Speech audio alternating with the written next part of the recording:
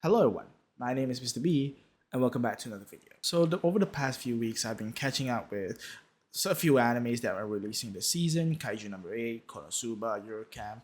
These shows have been catching up and there's a bunch of other shows I plan to watch this season. And I mentioned in my other video that, oh, there hasn't been any anime that caught my attention this season. Well, that's a lie. Because apparently, a show that I was really interested in watching is apparently releasing this season. I thought this show was going to release further down the line, but no, this show is coming out this season. And if you've read the title of this video, the show that I'm talking about is called Girls Band Cry. And with a few episodes going out, I figured why not talk about it? Because I feel like this show has a lot of potential and is slowly flying under the radar of most people.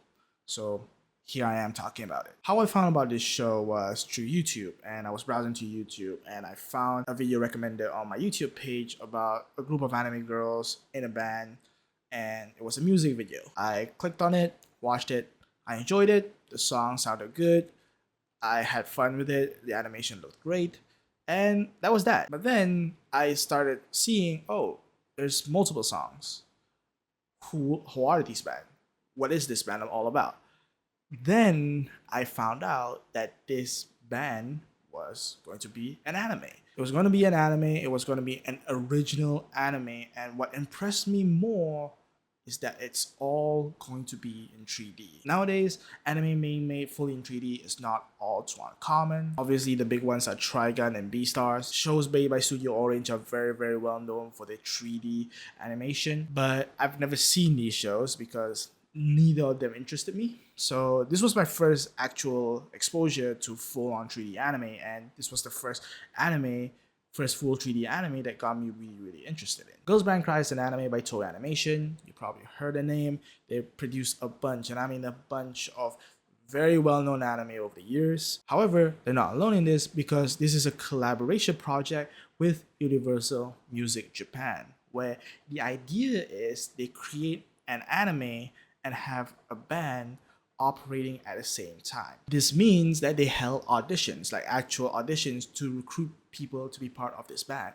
But not only that, the people who they recruit are people who are actually able to play the instruments of the characters in the anime. So if the characters are playing the keyboard, the person they audition, the person that got recruited, are also able to play the keyboard. They're also able to play the drums, the guitar, sing, vice versa, all that kind of jazz. The band is called Togenashi Togeri, which Google translates it to Spiny Ant, which I guess is a rocking name. Yeah, Spiny Ant. Ooh. And so with this anime, you essentially not only get an anime original, but you're also getting a musical anime original where the voice actors are generally fresh. They've never voice acted before, as far as I'm aware, and they're actual band members. So you're getting a fresh experience.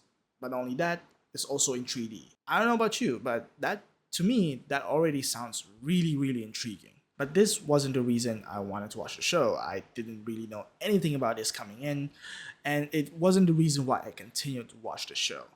The main reason I wanted to watch the show was because of the music. Like I've always mentioned, I'm not a big music guy. I don't know anything about music. I like listening to it, but I don't know anything about it. But the music in the show, really good. I absolutely really enjoyed it. There's music for almost every single episode. There's every like 2-3 episodes there's music, which is great.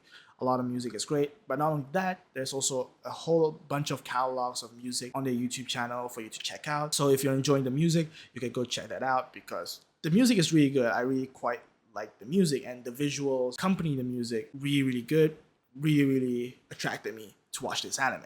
And that transitions to the animation side, because I want to talk about the animation a bit because this is my first time watching a full-on 3D anime. When you speak of 3D animation, anime fans start shriveling. They start like having spasms, like they're allergic to it. Like just the sight of 3D is enough to kill them. Like that's the general view of 3D in anime. Sure, 2D is usually better, but that doesn't mean 3D is always bad. No, 3D has been getting better and better over these past few years. There are fully 3D shows like Trigun and Beastars who are getting a lot of praise because the 3D are actually really, really good, really, really expressive. And Girls Band Cry is no different. It uses 3D really well, and the reason for that is the character expressions. The character expressions, the movements, and the expressions especially are something that you can't really get in 2D. Sure, you have animes with a lot of movement, but it doesn't look nearly as good as it does in 3D in Girls Band Cry. The expressions were insanely good. They looked really, really good in the characters. They enhanced the characters more. Some characters look a lot more adorable, a lot more pretty, a lot more, I don't know, a lot more different things because of how the animation of the expressions look. It adds a lot to the characters and a lot to the scenes that are happening. This is something that I genuinely think you cannot replicate this in 2D. At least from shows I've seen, this is something that I've never seen in 2D anime before. Sure, there were some parts of the show that didn't really look good, I will admit to that, but generally, I was very, very pleased with how the show looked. I was really, really captured by how the show looked, and it really drew me in. Then we go on to the story. The story is very simple. It's a story about a group of girls who generally don't know each other, who join up in a band to achieve their own goals. Some of their reasons are to perform at Budokan, to escape from their current problems, to prove themselves, those types of things. And every character has their own motives, and we explore that through each episode. I will admit the story is very cliche, it's not the best, but it does its job. It's fine, but really I'm enjoying the story so far, largely because of the character interactions. So really, you could say I'm mainly watching this because I really like the characters. Well, some of them. The story is also kind of slow, but it's not a slow burner. It's hard to explain it without spoiling, but if you've watched the anime, you probably would understand what I mean.